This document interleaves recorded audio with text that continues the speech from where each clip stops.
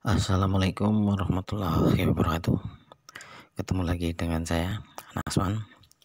Semoga semuanya dalam keadaan sehat, tidak ada yang terpapar COVID-19. Amin. Di pertemuan kali ini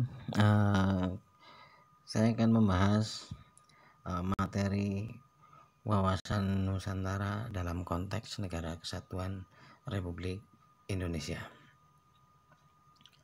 Di materi ini ada kompetensi dasar menginterpretasi pentingnya wawasan Nusantara dalam konteks Negara Kesatuan Republik Indonesia. Yang dari pembahasan materi ini punya tujuan sebagai pembelajaran atau tujuan pembelajarannya. Jadi diharapkan setelah mempelajari materi ini, meskipun hanya kegiatan belajar daring maupun nanti ada penugasan kegiatan analisis, peserta ini dapat menjelaskan pengertian wawasan Nusantara, manfaat aneka ragam kekayaan alam, mendeskripsikan nasionalisme dan patriotisme dalam usaha bela negara, mengkaji konsep Trigatra dan Pancagatra sebagai unsur wawasan Nusantara dan menerapkan sikap disiplin dalam lingkungan, sehingga peserta didik atau kita semuanya dapat menghayati dan mengamalkan agama yang dianutnya dan mengembangkan sikap jujur, disiplin, tanggung jawab, serta mengembangkan berpikir kritis, komunikatif, kolaboratif, dan kreatif. Ini yang diharapkan setelah kita mempelajari materi ini. Ketika berbicara materi wawasan Nusantara dalam konteks NKRI, secara umum terbagi menjadi 3 bagian. Bahwa materi wawasan Nusantara ini adalah materi yang kita pelajari merupakan materi yang artinya bisa mengikuti perkembangan faktual atau fakta yang terjadi di sekitar kita. Ini pertama. Kemudian berikutnya bahwa materi yang akan kita pelajari tetap beracuan kepada konseptual atau muatan materi yang memang sudah ada di buku-buku materi pembelajaran. Secara konseptual terbagi menjadi 3 atau bisa dikatakan sebagai subbabnya. Yang pertama adalah hakikat dan kedudukan, fungsi serta tujuan wawasan Nusantara. Yang kedua adalah aspek Trigatra dan Pancagatra dalam wawasan Nusantara. Kemudian yang ketiga adalah peran serta warga negara dalam mendukung implementasi wawasan Nusantara. Kemudian di bagian yang ketiga, bahwa materi yang kita bahas ini adalah mengikuti ketentuan yang sudah ada atau bisa dikatakan sebagai muatan prosedural. Secara prosedural, muatan materi kita atau dasarnya adalah Pancasila, Undang-Undang Dasar 1945, kemudian GBHN dan ketetapan MPR. Jadi ada 3 dasar dari prosedural materi yang akan kita bahas. Kemudian peta konsep dari materi yang akan kita bahas, yaitu materi wawasan Nusantara dalam konteks Negara Kesatuan Republik Indonesia. Tadi di awal sudah disampaikan ada 3 subbab.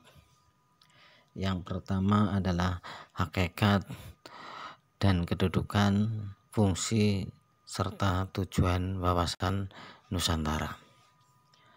Yang di sini dari subbab pertama ini terbagi menjadi 6 poin pokok bahasan. Yang pertama adalah pengertian wawasan Nusantara. Yang kedua adalah hakikat wawasan Nusantara. Yang ketiga adalah asas wawasan Nusantara.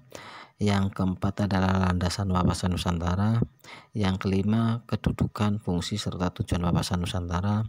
Dan yang terakhir adalah unsur-unsur dasar wawasan Nusantara.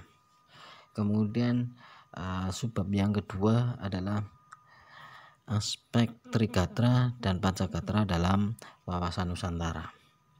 Di aspek ini terbagi menjadi 3 poin bahasan. Yang pertama adalah aspek Trigatra, yang kedua adalah aspek Pancagatra, dan yang ketiga adalah hubungan antar gatra.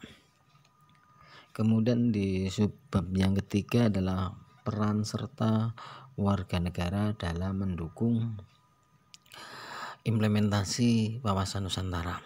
Jadi peran serta warga negara dalam mendukung penerapan wawasan Nusantara.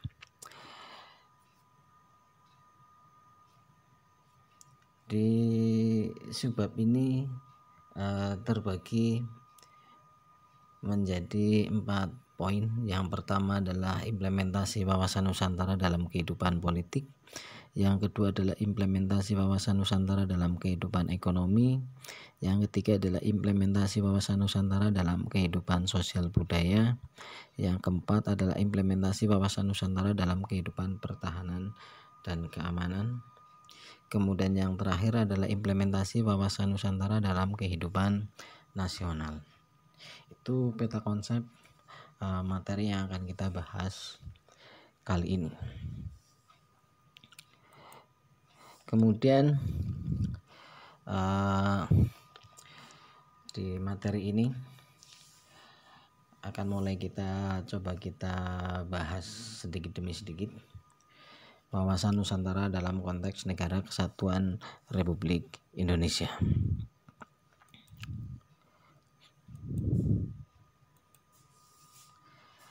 Ketika berbicara Nusantara, berbicara Indonesia, maka kedaulatan ini adalah merupakan hak yang harus dipertahankan dan harga mati bagi setiap negara, tidak terkecuali negara kita Indonesia.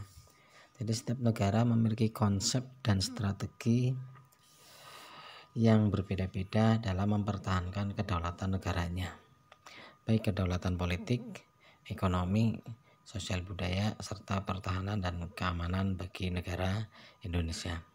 Konsep dan strategi mempertahankan kedaulatan dituangkan dalam konsep wawasan Nusantara. Lalu bagaimana ketika kita berbicara wawasan Nusantara bagi Indonesia? Bagaimanakah pandangan kita semua terhadap konsep wawasan Nusantara itu ketika dihadapkan pada perkembangan dunia, ancaman global dan internasional di era globalisasi? Bagaimana kira-kira permasalahan yang nantinya akan dihadapi oleh bangsa Indonesia? Nah, ini semua insya Allah akan terjawab manakala kita setelah selesai mempelajari materi ini dari awal sampai akhir. Tetapi di pembahasan kali ini kita hanya akan membahas subbab yang pertama, itu pun hanya sebagian. Hanya ada 4 poin yang akan kita bahas di sini. 5. Hakikat, kedudukan, fungsi, serta tujuan wawasan Nusantara. Ini adalah subbab pertama yang akan kita coba bahas. Dimulai dari pengertian wawasan Nusantara. Ya, pengertian wawasan Nusantara. Ada banyak pengertian wawasan Nusantara. Yang pertama adalah secara etimologis, bahwa wawasan Nusantara ini berasal dari kata wawasan dan Nusantara.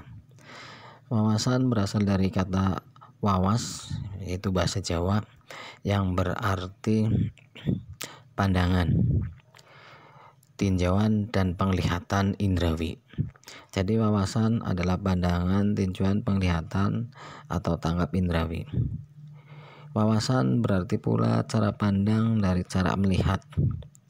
Nusantara berasal dari kata nusa dan antara, yang nusa artinya adalah pulau atau kesatuan kepulauan.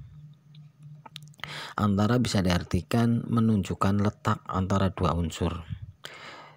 Ketika berbicara atau kita lihat wilayah Indonesia, maka bisa dikatakan bahwa Nusantara adalah kesatuan kepulauan yang terletak di antara dua benua. Antara lain adalah benua Asia dan benua Australia, dan juga terletak di antara dua samudra, yaitu Samudra Hindia dan Samudra Pasifik. Sedangkan pemahaman secara modern, kata Nusantara bisa diartikan sebagai pengganti nama Indonesia.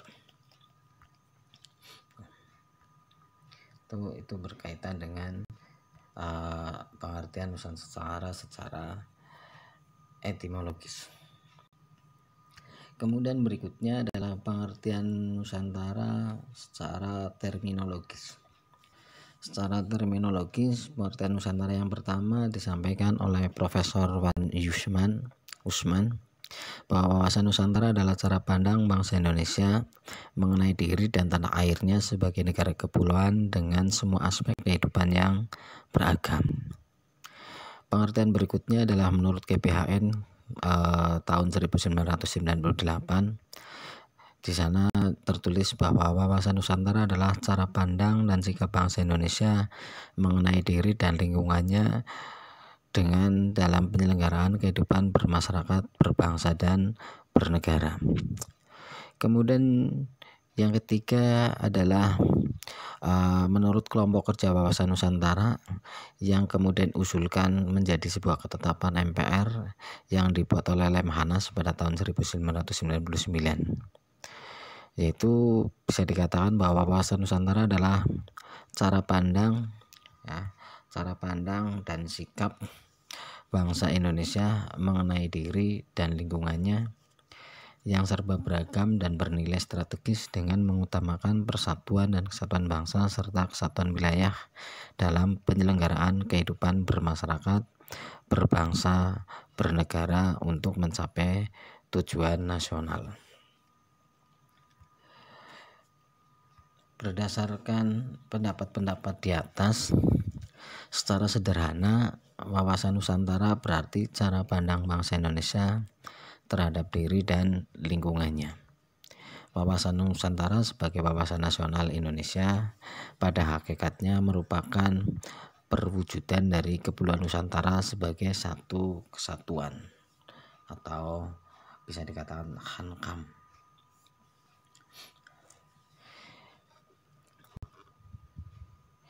Poin yang kedua dari subbab yang pertama adalah hakikat wawasan Nusantara.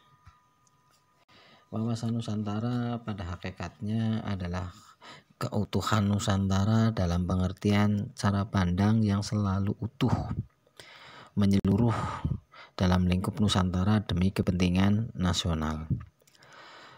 Hal tersebut berarti bahwa setiap warga masyarakat dan aparatur negara harus berpikir, bersikap, dan bertindak secara utuh menyeluruh demi kepentingan bangsa dan negara Indonesia.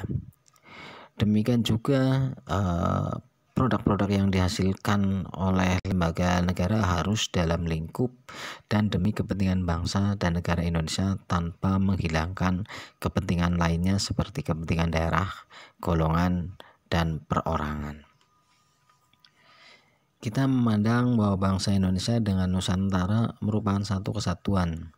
Jadi hakikat wawasan Nusantara adalah keutuhan dan kesatuan wilayah nasional. Dengan kata lain, hakikat wawasan Nusantara adalah persatuan bangsa dan kesatuan wilayah.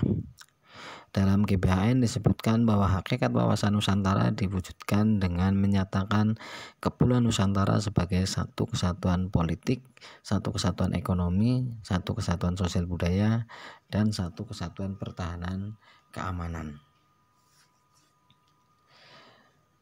Poin yang ketiga dari subbab yang pertama adalah asas wawasan Nusantara.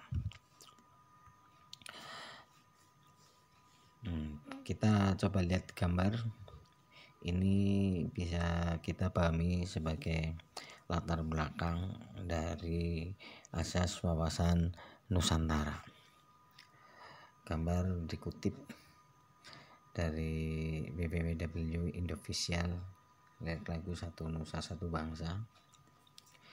Asas wawasan Nusantara merupakan ketentuan atau kaidah dasar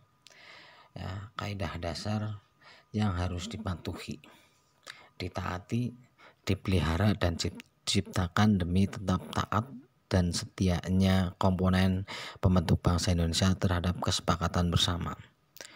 Karena jika asas wawasan Nusantara ini diabaikan, maka komponen pembentuk kesepakatan bersama akan melanggar kesepakatan bersama tersebut, yang berarti tercerai berainya bangsa dan negara Indonesia.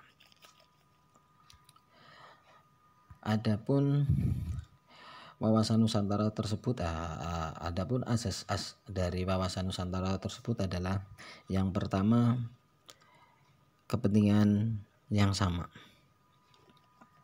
Jadi asas wawasan Nusantara yang pertama adalah kepentingan yang sama. Ketika menegakkan dan merebut kemerdekaan, kepentingan bersama bangsa Indonesia adalah menghadapi penjajah secara fisik dari bangsa lain.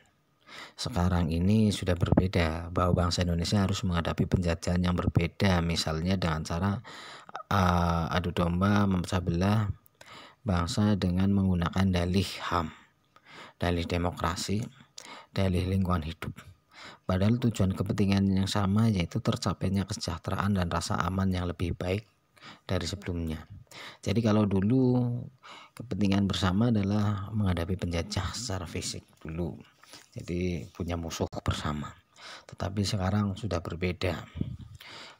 Kalau sudut pandangnya berbeda, maka akan menganggap musuhnya juga bisa berbeda. Tetapi sejatinya tujuannya adalah masih tetap sama, yaitu untuk mencapai kesejahteraan, rasa aman yang lebih baik daripada sebelumnya.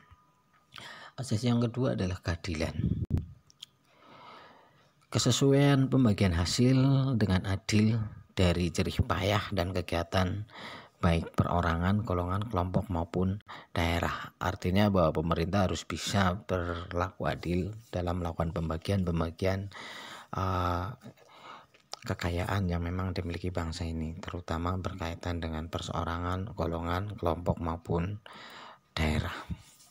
Karena semua sumber kekayaan Indonesia diperoleh dari seluruh wilayah, dari Sabang sampai Merauke. Asas yang ketiga adalah kejujuran. Bangsa Indonesia harus berani berpikir, berkata, dan bertindak sesuai dengan realita serta ketentuan yang benar. Biarpun realita itu atau ketentuan itu pahit dan kurang enak didengarnya, tetapi demi kebenaran dan kemajuan bangsa dan negara, hal itu harus tetap dilakukan. Ini asas kejujuran. Yang berikutnya adalah solidaritas. Dalam setiap kegiatan atau setiap aspek kegiatan yang diselenggarakan itu diperlukan kerjasama, kerja bersama, mau memberi dan berkorban bagi orang lain tanpa meninggalkan ciri dan karakter budaya masing-masing. Yang berikutnya adalah kerjasama. Artinya setiap kegiatan atau kerja diadakan koordinasi dengan baik, saling pengertian yang didasarkan atas kesetaraan, sehingga setiap kerjasama atau kerja kelompok, baik dalam kelompok kecil maupun besar, dapat mencapai sinergi yang lebih baik. Asas berikutnya adalah kesetiaan. Kesetiaan terhadap kesepakatan bersama dalam rangka untuk menjadi bangsa dan mendirikan negara Indonesia yang dimulai dan dicetuskan atau dirintis oleh Budi Utomo pada tahun 1908 melalui Sumpah Pemuda yang dilakukan pada tahun 1928 dan Proklamasi Kemerdekaan 17 Agustus 1945. Jadi kesetiaan terhadap kesepakatan ini sangat penting karena menjadi tonggak utama terciptanya persatuan dan kesatuan dalam kebinekaan. Jika kesetiaan ini goyah, maka dapat dipastikan persatuan dan kesatuan bangsa akan terpecah belah atau bahkan bisa hancur berantakan. Ini adalah 6 asas wawasan Nusantara. Ya, 6 asas wawasan Nusantara. Poin berikutnya dari subbab yang kedua ini adalah landasan hukum wawasan Nusantara. Landasan hukum wawasan Nusantara dalam paradigma nasional dapat dilihat dari stratifikasinya. Di antaranya adalah sebagai berikut. Landasan ini ada terbagi menjadi 3. Yang pertama adalah landasan idil, yang kedua adalah landasan konstitusional, dan yang ketiga adalah landasan visional. Yang pertama, landasan idil. Pancasila sebagai pandangan hidup bangsa dan negara merupakan landasan idil dari wawasan Nusantara yang pada hakikatnya bahwa wawasan Nusantara merupakan perwujudan dari Pancasila.